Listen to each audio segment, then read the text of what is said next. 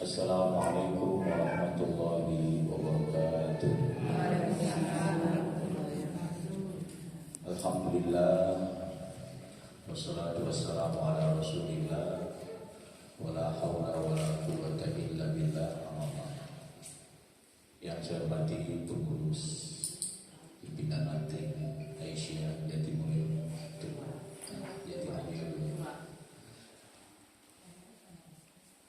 kemudian pengasuh panti asuhan Aisyah Jatimulyo, ibu-ibu, seluruh hadirin yang berbahagia. Apa kabar Bu? Sehat semua? Puasa ya? Kita bersyukur pada Allah Subhanahu wa taala di hari puasa kita yang ke-25 ini kita bisa mengadakan satu kegiatan untuk menambah nilai puasa kita. Mungkin bisa saja kita tidur atau santai-santai nonton TV, tapi rupanya kita bisa hadir untuk menghadiri majelis ilmu, pengajian, sehingga ini akan menambah kualitas puasa kita.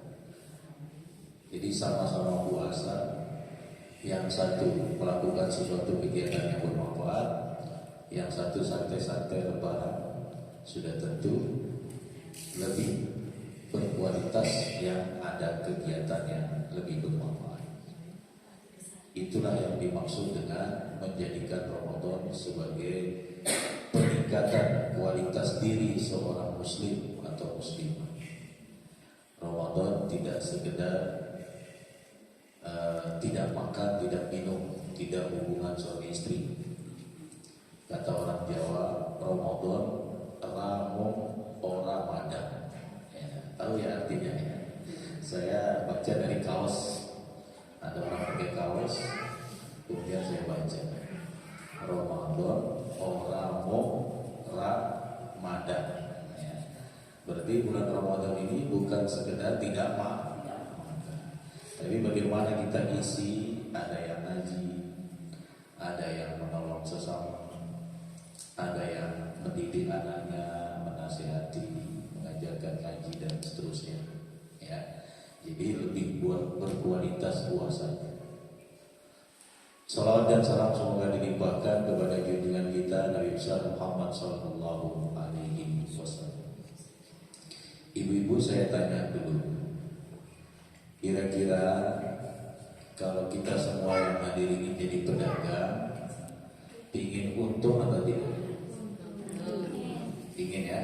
Ya, sudah tentu setiap pedagang ingin untung. Tapi pada kenyataannya ada yang untung, ada juga yang rugi. Ada yang jualan untung diborong semua oleh pembeli.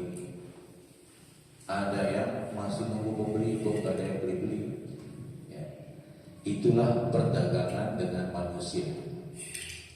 Tapi kalau berdagang dengan Allah, maka pasti untung. Loh, bagaimana kok berdagang dengan Allah? Bukankah Allah menciptakan kita? Memang Allah menciptakan kita. Tapi kitab suci kita, Al-Quran, itu menggunakan istilah-istilah perdagangan untuk interaksi, untuk hubungan kita dengan Allah. Contoh, ada satu ayat bunyinya begini: A'udzubillahi minasyaitonir rajim. Innallaha ashtara minal mu'minina anfusahum wa amwalahum bi anna lahumul jannah.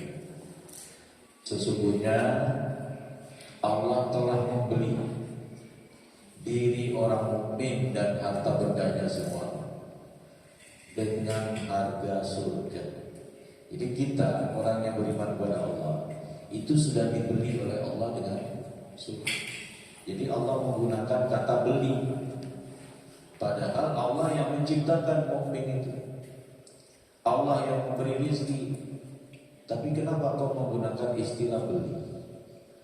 Untuk memberikan keyakinan pada setiap mukmin bahwa dia sedang berdagang dengan Allah dan Allah sudah membelinya. Jadi orang beriman itu Kalau dia mau taat secara total kepada Allah, hartanya mau dia bagi-bagikan di jalan Allah, maka sebenarnya dia sudah dibeli oleh Allah dengan harga surga. Nilainya tertinggi sekali. Tidak ada bentuk pembelian yang paling tinggi, paling mahal kecuali pembelian Allah.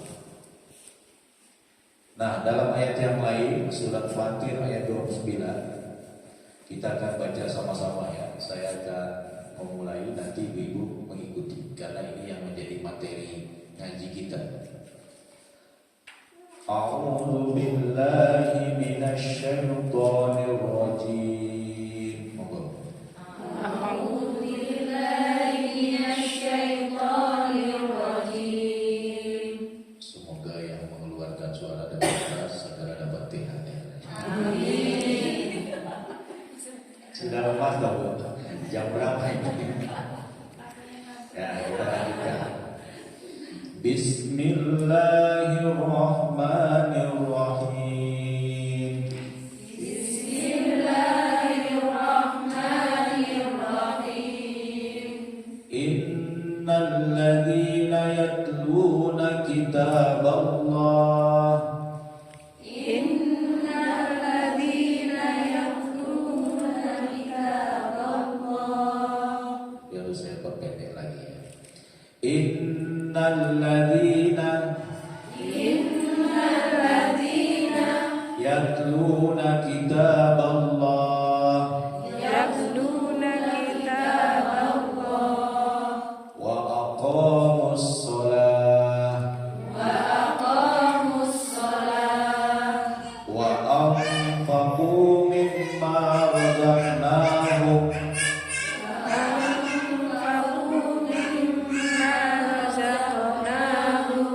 yarjuna tijaratan lan tabur.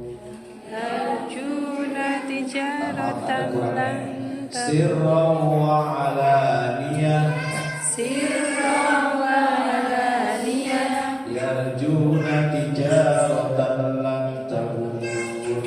yarjuna tijaratan lan tabur Yarjuna yarjuna tijaratan lan tabur. tijaratan lan tabur. Shadaqallahul azim. Sadaqallahul azim.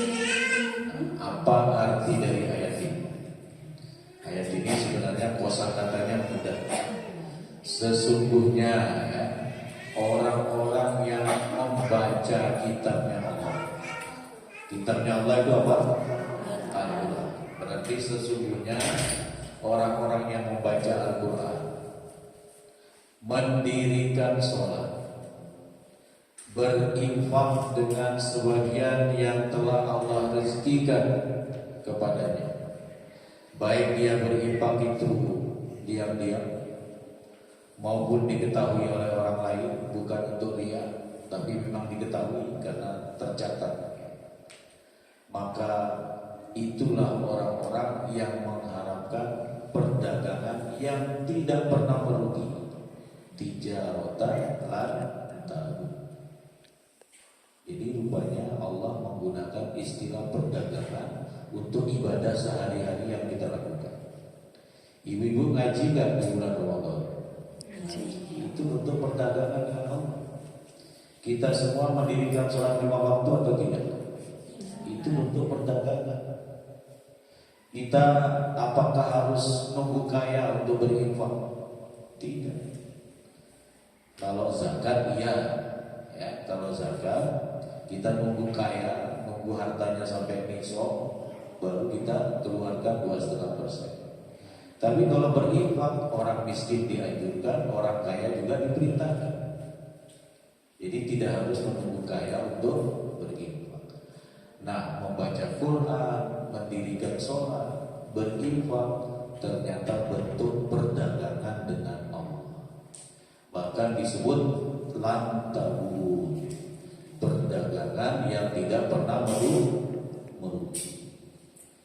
Kalau kita dagang dengan manusia, ada manusia yang curang, Ada yang manusia ingin ngambil untung, padahal kita sudah timbang dengan sama, dia tambah lagi, ya dia tambahlah sedikit kan pelanggan, nah, gitu kan. Jadi dia selalu ingin untung.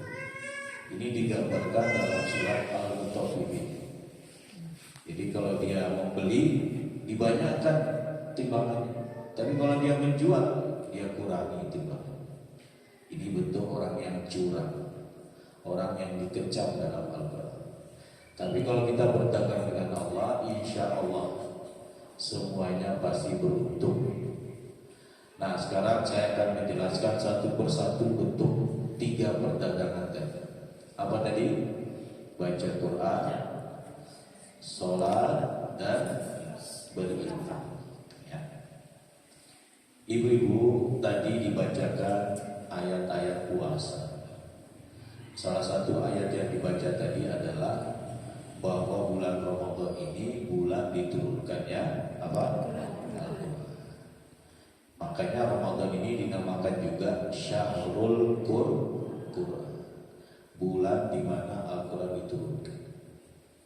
Mungkin kita berpikir, apa Nabi selamanya berada di bulan Ramadan? Padahal beliau terima wahyu itu 23 tahun. Masa kenabian beliau itu 23 tahun, karena beliau diangkat jadi nabi usia 40, wafat usia 63. Jadi antara 40 sampai 63 jumlahnya 23 tahun.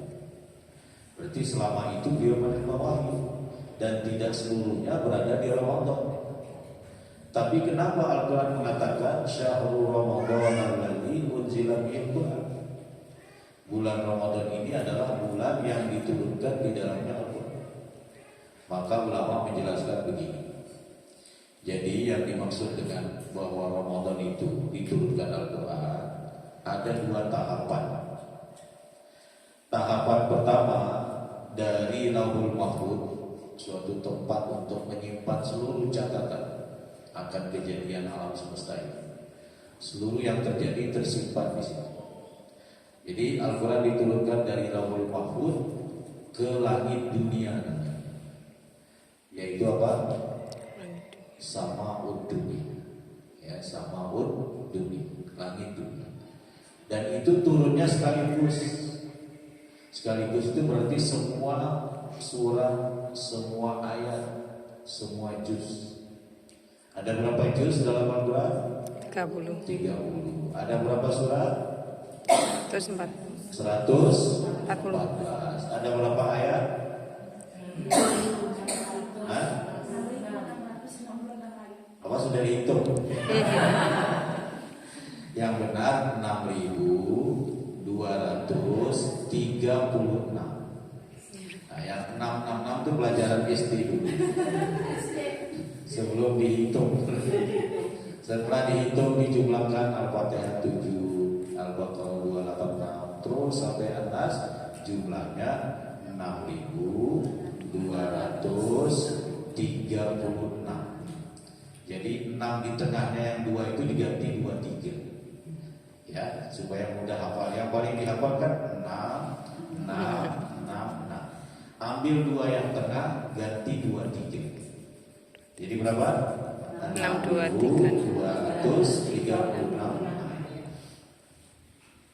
Jadi semuanya turun sekaligus, dan turunnya di bulan Ramadan di malam Lailatul Qadar. Inna anzalnahu fi Lailatul Qadar. Ini yang disebut tahapan pertama turunnya Al-Quran. Jadi turunnya tidak berangsur-angsur, turunnya sekaligus, tapi belum sampai pada Nabi, masih berada di langit dunia. Turun di malam kemuliaan yang lebih baik dari 1000 bulan. Nah, tahapan kedua, pertama kali turun di bulan Ramadan. Waktu itu Nabi sedang menyendiri di Gua Hira. Nabi 3 tahun sebelum diangkat jadi Nabi itu senang menyendiri. Kenapa senang menyendiri? Karena masyarakatnya ini sudah sangat kacau. Mereka makan riba, mereka dengan bertetangga tidak baik, ya. Mereka suka menzalimi yang lemah. Mereka menyembah berhala. Nabi ini bingung, mau memperbaiki yang gak punya ilmu, gak punya kekuatan, gak punya pengaruh. Tapi beliau tetap diangkat oleh kaumnya itu sebagai orang yang dipercaya, al-amin. Jadi dikenal dengan istilah apa? Al-amin, yang dipercaya. Maka beliau senang menyendiri. Tempat yang favorit untuk menyendiri itu Gua Hira. Bagaimana makannya, bagaimana minumnya, beliau bawa, disiapkan oleh Ibunda Khadijah, bawa. Nah, di situ bisa sampai seminggu, 2 minggu. Nah, pada saat usia beliau itu 40 tahun, persis di bulan Ramadan, turunlah malaikat apa? Jibril. Dengan membawa 5 ayat pertama surat Al-Alaq. Ya, surat apa, Bu? Al-Alaq. Di mana itu di juz berapa surat Al-Alaq itu? Juz 3. Nah, surat Al-Alaq ini sebenarnya tidak hanya 5 ayat, tapi ada lanjutannya. Bahkan di akhir ayat itu ada ayat sajadah. Ya. Tetapi yang turun duluan 5 ayat. Mulai dari Iqra bismi rabbikal ladzi khalaq sampai seterusnya. Nah, waktu itu Nabi nggak bisa baca, tapi disuruh baca. Belum bisa baca, belum bisa tulis, disuruh baca. Iqra, baca wahai Muhammad. Kata Nabi, ma'ana biqari, saya ini nggak bisa membaca. Apakah berarti Nabi bodoh? Tidak. Jadi ukuran pintar itu bukan bisa baca tulis. Karena memang banyak orang-orang Arab itu pada masa itu menghafal.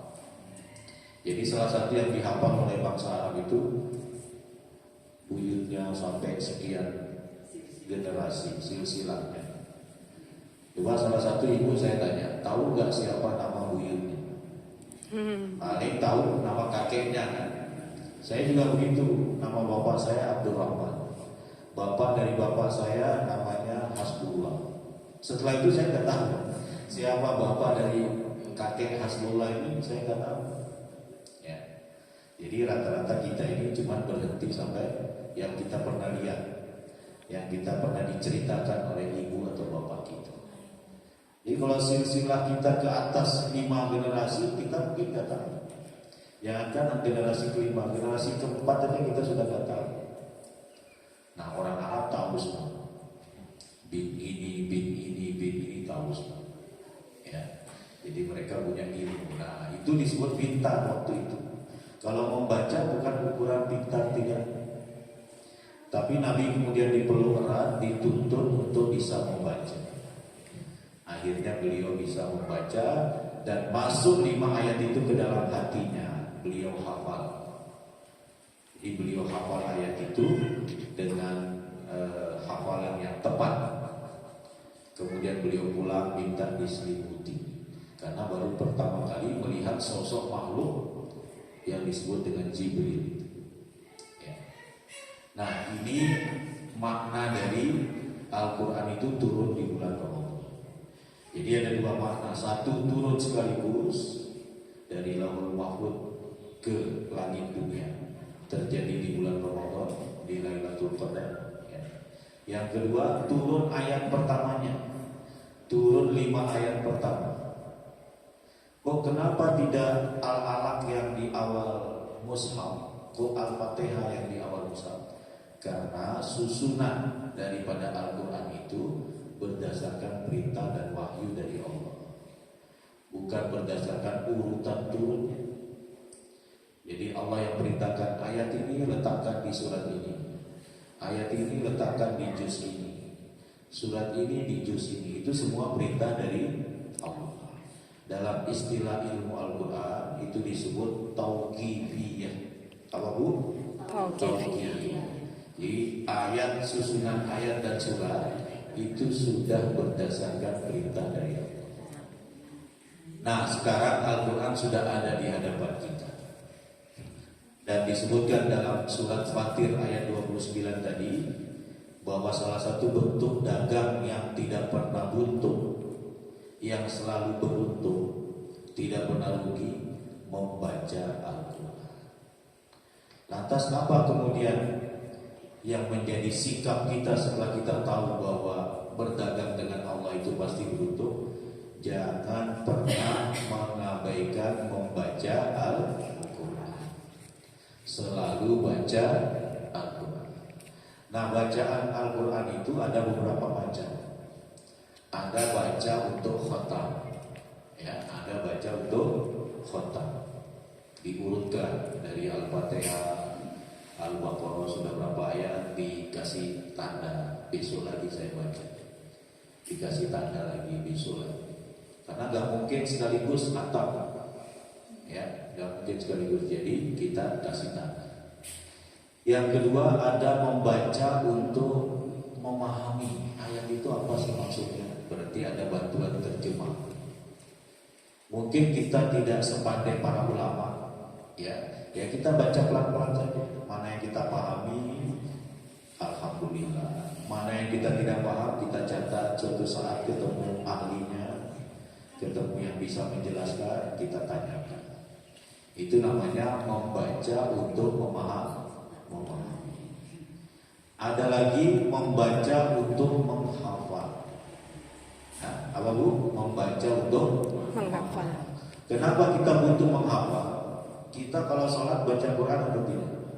Baca Quran. Tidak hanya Fatihahnya, tidak hanya surat yang pertama, tapi juga surat-surat lain setelah Fatihah itu kita baca. Umumnya apa yang kita baca? Apa lagi? Inna a'tayna Enggak apa-apa, ya. Enggak apa-apa. Semampu kita ya seperti itu, Pak. Karena itu kita jaga hafalan kita. Kita mampunya dari Ad-Duha sampai An-Nas, enggak apa-apa. Kita pulang-pulang dalam seharian sholat itu sudah terbaca semua. Ya. Jangan senemunya waladhdallin amin al-kautsar. Nanti sholat asar al-kautsar lagi. Ya, kapan kita mengulangi hafalan kalau sholat? Kita atur. Oh, nanti sholat sunnah ini saya sholat ini. Nanti sholat sunnah itu saya sholat ini. Supaya semua yang sudah kita hafal terjaga hafalan. Para hafid, para hafizul, anak-anak kita itu kalau tidak murojaah ya hilang hafalan. Kalau tidak diulang-ulang itu hilang hafalan. Nah, begitu juga kita. Apalagi kita sudah tua, ya perlu terus-terus mengulang-ulang. Jadi itu 3 macam membaca, ya. Apa tadi? Membaca khataman, membaca untuk memahami semampunya, dan membaca untuk menghafal. Jadi jangan membaca khataman saja, karena Al-Quran tidak diturunkan hanya untuk dibaca, perlu untuk dipahami. Ada perintah sholat, kenapa ya Allah perintahkan sholat? Apa saja yang Allah wajibkan, mana yang Allah sunatkan, sehingga kita paham. Oh, sholat itu diperintahkan dalam Al-Quran yang wajib. Ada 5 waktu, berarti saya harus mengerjakan. Karena kalau tidak mengerjakan yang wajib, berarti saya berdosa besar meninggalkan perintah Allah yang wajib. Nah, jadi ada pemahaman, ya. Dengan demikian kita menjadikan Al-Quran pedoman dalam kehidupan kita. Karena ibu-ibu, di akhirat nanti Al-Quran itu ternyata bisa membantu pembacanya. Jadi di akhirat nanti Al-Quran bisa jadi syafi'.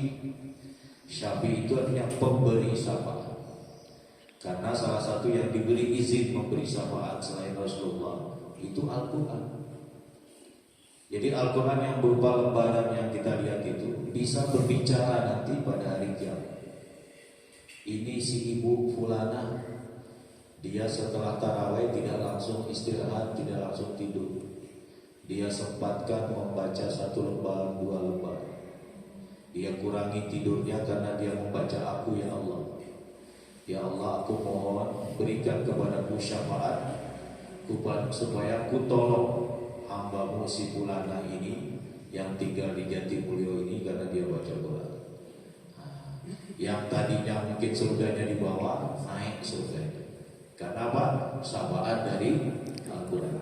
Yang tadinya hampir terjerumus ke dalam neraka, tidak jadi, karena ada syafaat dari. Jadi ibu-ibu penting atau tidak membaca Al-Quran? Jangan terpengaruh dengan yang malas membaca Al-Quran, ya, yang mengganti baca Al-Qurannya dengan membaca WA, mengganti Al-Qurannya dengan membaca Instagram, membaca Facebook, ya. Habis waktunya untuk itu, ya. Kita harus berusaha setiap harinya ada sekian menit atau mungkin seperempat jam atau setengah jam kita siapkan khusus untuk baca Al-Quran. Gak boleh tidak. Jadi kita punya prinsip tidak ada hari kecuali membaca Al-Quran. Bagaimana kalau sedang dalam keadaan haid? Ya, dengarkan, ya, dengarkan anaknya, suruh ngaji anaknya, dia yang membaca, ibu yang mendengar. Jadi tetap berinteraksi dengan Al-Quran. Atau tidak baca langsung dari Al-Quran, baca dari hati. Ini persoalan ilmiah, persoalan yang diperselisihkan oleh para ulama. Apakah wanita haid itu diam saja tidak perlu baca Quran, atau tetap boleh baca Quran tapi tidak langsung dari mushaf? Nah, itu perselisihan para ulama. Intinya tidak berarti di masa haid tidak ada hubungan dengan Al-Quran. Kita bisa mendengarkan, kita putar ayat-ayat yang sudah hafal. Kan kita gampang ya, tinggal buka YouTube, terus kita hafal surat Ad-Duha, buka, koringan terserah siapa pilih, nanti akan muncul. Kita perbaiki hafalan kita. Mungkin panjang pendeknya ada yang salah, dengan kita dengarkan jadi tahu. Karena apa yang kita baca sejak kecil itu kadang-kadang hafalan itu melekat, sehingga itu yang kita hafal. Padahal sebenarnya mungkin masih salah. Maka perlu untuk diperbaiki pelan-pelan. Karena itu jadikan dalam hidup ini, terutama di bulan Ramadan, terus meningkatkan membaca Al-Quran. Karena itu berdagang dengan Allah yang tidak pernah rugi. Yang kedua, apa berdagang kepada Allah yang tidak pernah rugi tadi? Yang kedua, mendirikan sholat. Sholat itu ada yang wajib, ada yang sunnah. Yang wajib kalau ditinggalkan berdosa besar. Yang sunnah kalau ditinggalkan tidak apa. Tapi kalau dikerjakan dapat pahala. Lantas bagaimana sikap kita dengan pembagian ini? Jangan sampai meninggalkan yang wajib. Subuhnya sholat, zuhurnya sholat, asarnya sholat, maghribnya sholat, isanya sholat, selesai cuma 5. Kalau gak mau yang sunnah dulu ya gak apa-apa, tapi jangan sampai meninggalkan yang wajib. Itu pernah datang seorang Arab Badui, istilah hadisnya itu A'rabi. A'rabi ini datang kepada Rasulullah. Wahai Rasulullah, saya ingin bertanya, saya ini baru masuk Islam, ingin bertanya apa sih yang dilakukan oleh seorang muslim dalam hidupnya itu, apa yang diwajibkan? Maka Nabi mengatakan sholat 5 waktu. Sholat 5 waktu. Jadi ada yang mencocokkan Islam dengan 5 sholat. I, Isya. S, subuh. L, lohor, ya. Kemudian A, asar. M, maghrib. Ya tidak ada salahnya. Karena Nabi juga mengatakan salah satu kewajiban orang Islam itu apa? Menegakkan sholat 5 waktu. Kemudian orang Arab Deso ini bertanya, wahai Rasulullah, masih ada nggak selain sholat 5 waktu itu yang wajib saya lakukan? Nggak ada, kecuali kalau kamu mau menambah. Ini jawaban Nabi. Kemudian dia tanya lagi, apa lagi wahai Rasulullah, seorang muslim itu wajib apa? Puasa Ramadan. Puasa di bulan Ramadan. Selain puasa di bulan Ramadan, ada nggak puasa yang wajib wahai Rasulullah? Nggak ada, kecuali kalau mau nambah. Nah, kata-kata kalau mau nambah ini berarti puasa sunnah, tidak wajib. Kemudian setelah bertanya lagi beberapa pertanyaan, orang desa ini pamit, wahai Rasulullah, terima kasih sudah memberikan penjelasan tentang Islam. Saya hanya akan melaksanakan yang wajib-wajib saja. Tidak akan saya tambah, tidak akan saya kurangi. Kemudian dia pergi. Kemudian Rasulullah mengatakan pada sahabat yang ada itu, orang ini kalau benar dia komitmennya tadi melaksanakan yang wajib, tidak mau ditambah-tambah, tidak mau dikurang-kurangi, maka dia sudah beruntung. Dia akan berbahagia di akhirat. Jadi ternyata yang wajib saja kalau dilaksanakan tidak ditambah-tambah, tidak dikurang-kurangi, maka ternyata bisa memperoleh keberuntungan. Tapi biasanya wajib kita itu sering molor, ada kurang-kurangnya, maka perlu tambahan amalan sunnah. Karena itu ibu-ibu, mulai hari ini dan seterusnya jangan lagi meninggalkan sholat 5 waktu. Sesibuk apapun usahakan sholat. Kira-kira berapa menit sholatnya? Berapa menit? Ada 15 menit? Nggak ada 15 menit. Wong di Blitar di Udanau aja sholat tarawih 7 menit. Masa sholat zuhur sampai 15 menit ya. Nah, paling banter ya sekitar 7 menit ya. Jadi kalau per rakaat itu 1 menit setengah, berarti 6 menit sudah selesai sholat zuhur ya. Itu pun sudah pelan-pelan. Tapi kalau kita mau menyediakan waktu lebih banyak dengan Allah, maka itu lebih baik, artinya lebih khusyuk ya. Masa dengan Allah ingin sebentar aja, padahal Allah yang menciptakan kita, Allah yang memberi kita rezeki. Pas kita mau sholat cuma ingin cepat ngebut selesai. Kemudian dengan tetangganya ngobrol sana sini lama gitu, bisa sampai 1 jam baru pulang. Nah, ini berarti tetangganya lebih mulia daripada Allah ya. Nah, karena itu kita perbaiki ya.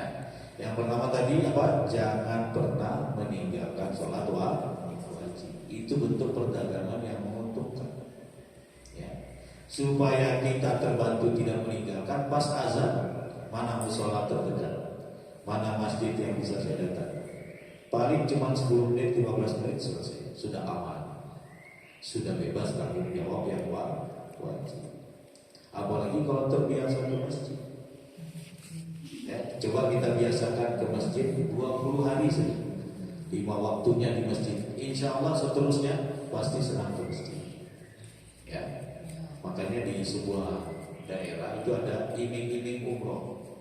Siapa yang sholat jamaahnya sampai 200 kali ya, 40 hari ya, maka akan diumrohkan. Tapi diundi, beberapa orang diumrohkan. Ternyata banyak yang berusaha datang ke masjid, walaupun tujuan awalnya ingin diumrohkan, tapi setelah merasa nyaman, kenapa saya umroh? Padahal janji dari Allah itu jauh dari pada janji dari manusia. Akhirnya dia nyaman, walaupun tidak ada umroh lagi dia senang ke masjid, tidak ada dia umroh lagi dia senang ke masjid. Kenapa? Karena sudah terlatih. Jadi sesuatu yang baik itu perlu dibiasakan, termasuk sholat 5 waktu. Nah, insya Allah muslimah di daerah sekitar Jatimulyo jangan sampai ada yang meninggalkan sholat. Kalau ada ajak, ayo bu sholat, ayo mbak sholat ya, diajarkan. Kalau tak tahu diajarkan. Maka ini akan menambah keberkahan desa atau apa ini, dusun atau apa istilahnya, Kelurahan Jatimulyo ya. Kenapa? Karena orang muslimahnya sholat semua. Nah, seiring dengan berjalannya waktu, meningkatnya iman, pasti mau sholat sunnah.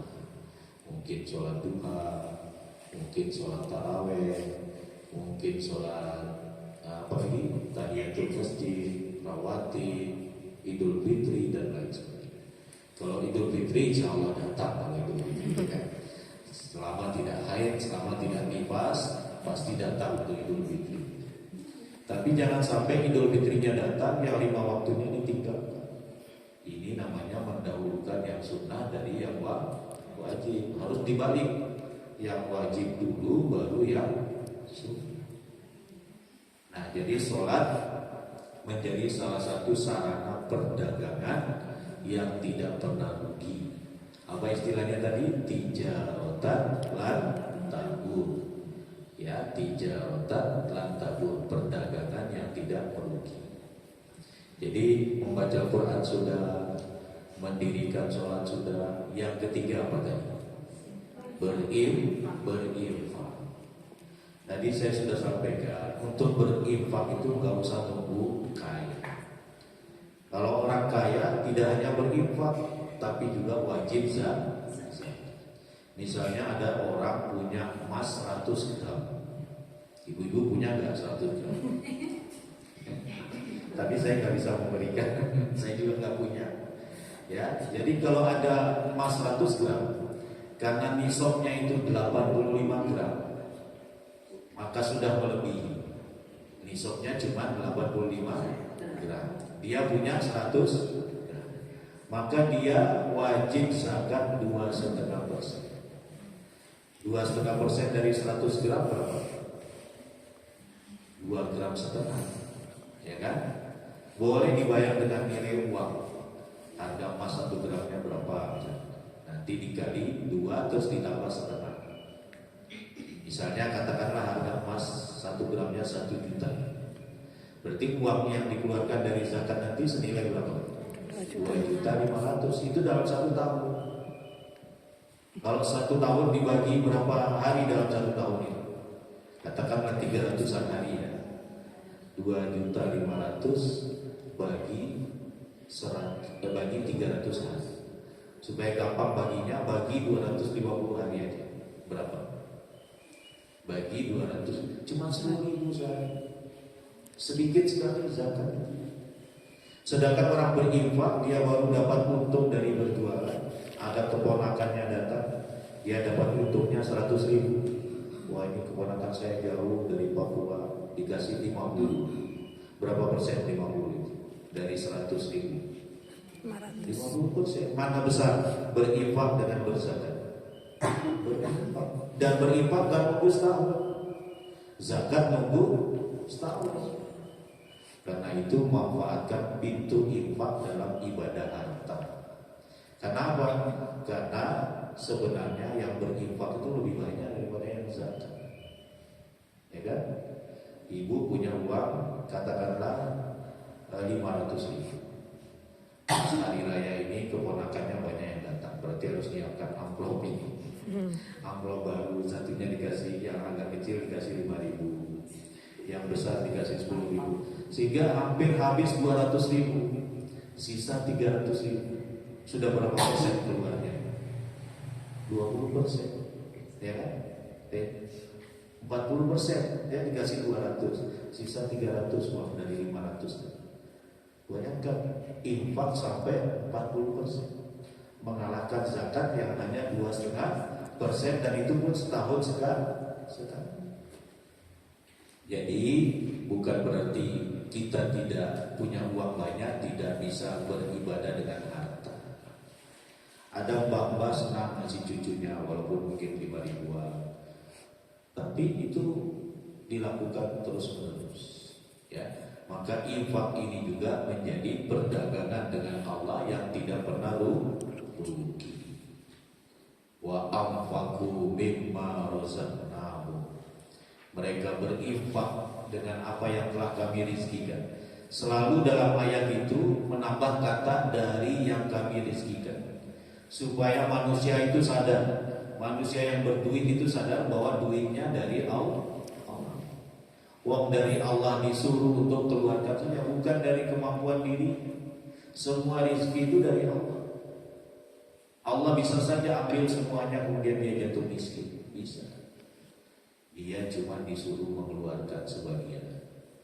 Kalau zakat 2,5%, kalau yang lain-lainnya terserah keinginannya, ya, maka dia keluarkan untuk mendapatkan peluang berdagang yang tidak pernah rugi tadi. Ada 2 cara, sirron wa alani, sembunyi-sembunyi, terang-terang. Ya. Kita harus punya 2 amal ini. Ada satu infak yang kita nggak dilihat oleh orang, setiap hari. Oh, kita kemana ya? Oh, kasih anak yatim itu. Jangan bilang mamamu yang sudah kamu simpan. Nah, misalnya, ya. Atau kita masukkan ke kotak amal ketika nggak ada orang. Ini namanya infak sir, infak rahasia. Yang tahu kita dan Allah. Atau kalau yang menerima orang, dia yang tahu. Kalau dalam kotak amal kan nggak diketahui oleh orang lain kecuali kita dengan Allah. Nah, kita harus punya infak rahasia. Infak rahasia ini membuat kita lebih terjaga keikhlasannya. Tetapi boleh juga infak terang-terang. Misalnya kita ingin donasi pada panti asuhan kan dicatat. Ayo ibu-ibu, panti membutuhkan ini, ada ininya, siapa mau berinfak. Kan terang-terangan kalau seperti itu. Ya. Nah, baik sir secara sembunyi-sembunyi atau rahasia maupun terang-terangan semuanya diperintahkan. Ya, dalam Al-Quran. Dan sekali lagi, infak itu tidak harus menunggu kaya. Ada kisah pada masa Nabi. Nabi pernah mengatakan begini, 1 dirham telah mengalahkan 100.000 dirham. Ya, 1 dirham mengalahkan 100.000 dirham. Kita ganti dengan rupiah supaya paham. Ya, 1.000 rupiah telah mengalahkan 100.000 rupiah. Katakanlah 1.000 ya. Karena kalau 1 rupiah sudah tidak berlaku. Apabila bisa beli dawet 1 rupiah, nggak bisa kan? Ya, 1.000 rupiah telah mengalahkan 100.000 rupiah. Sahabat heran, Rasulullah kan lebih banyak 100.000. Kok bisa 1.000 aja mengalahkan 100.000? Nah, maka Rasulullah kemudian menjelaskan, ada orang kaya sekali, dia kaya, hartanya banyak, dia punya berangkas uang, ya, dia ambil 100.000 dari berangkasnya itu, kemudian dia sedekahkan, dia infakkan. Banyak memang 100.000. Ada orang dia cuma punya 2.000 saja, punya 2.000. Kemudian dari 2.000 itu diambil 1.000, kemudian dia infakkan. Maka 1.000 telah mengalahkan 100.000. Bagaimana kira-kira? Kok bisa? Dilihat persentasenya. Ya, yang berinfak 100.000 itu orang kaya. Belum tentu 100.000 ini 50% dari harta seluruhnya. Sedangkan yang tadi cuma punya 2.000, gak ada yang lain. Dia ambil 1.000, berapa persen? 50%. Maka 1.000 rupiah ini mengalahkan 100.000. Tetapi kita nggak boleh menilai infak seseorang. Kita nggak tahu, mungkin dia sudah infak di sana, mungkin dia sudah infak di sini. Kita nggak tahu. Jangan pernah menilai orang itu kok kaya infaknya cuma segini. Jangan. Ya, kita nggak tahu di mana saja dia berinfak. Tetapi bagi kita wajib meneguhkan semangat infak kita. Saya harus berinfak hari ini. Berapapun nilainya, mau 2.000, mau 5.000, mau 10.000, mau 20.000. Bulan depannya dinaikkan. Kalau bulan kemarin 1.000, bulan ini 2.000. Naik terus. Semakin naik semakin beruntung. Karena tijaratan lantamu, perdagangan yang tidak pernah rugi. Karena sesungguhnya harta kita itu adalah harta yang kita keluarkan di jalan Allah. Kalau harta itu kita belikan pakaian, apalagi ini menjelang Lebaran, ya, pakaian itu lama-lama akan rusak. Kalau uang itu kita belikan makanan, kemudian kita makan, akan jadi kotoran. Tapi kalau kita keluarkan di jalan Allah, maka itulah harta kita sesungguhnya nanti di akhirat. Harta yang kita peroleh balasannya di akhirat. Jadi ibu-ibu yang dirahmati Allah, kita berusaha untuk berinfak walaupun kita belum kaya. Kita berusaha untuk sedekah walaupun kita belum kaya. Tetapi untuk mengeluarkan zakat harus nunggu kaya. Harus nunggu hartanya sampai nisab. Misalnya kita punya kebun. Kebun kita itu panen, satu kali panen 500 kg. itu belum mencapai nisab, belum wajib zakat 5%, belum. Tapi kalau nanti hasil kebun kita itu 1 ton, nah itu sudah melebihi nisab. Ya, jadi nisabnya itu 653 kg. Kalau melewati atau sama dengan 650 kg, maka sudah wajib zakat 5% setiap panen. Jadi hebatnya petani, zakat petani itu tidak tiap tahun, tapi zakat petani tiap panen. Beda kalau zakat emas tadi, zakatnya tiap tahun. Nah, ibu-ibu yang dirahmati Allah, inilah 3 perdagangan yang tidak pernah merugi. Apa tadi yang pertama? Membaca Al-Quran. Apa komitmen kita? Jangan membiarkan 1 hari lewat tanpa membaca Al-Quran. Yang kedua apa? Mendirikan sholat. Yang ketiga, berinfak di jalan Allah, baik sembunyi-sembunyi maupun secara terang. Siap ibu-ibu? Insya Allah. Siap mengakhiri Ramadan dengan 3 ini?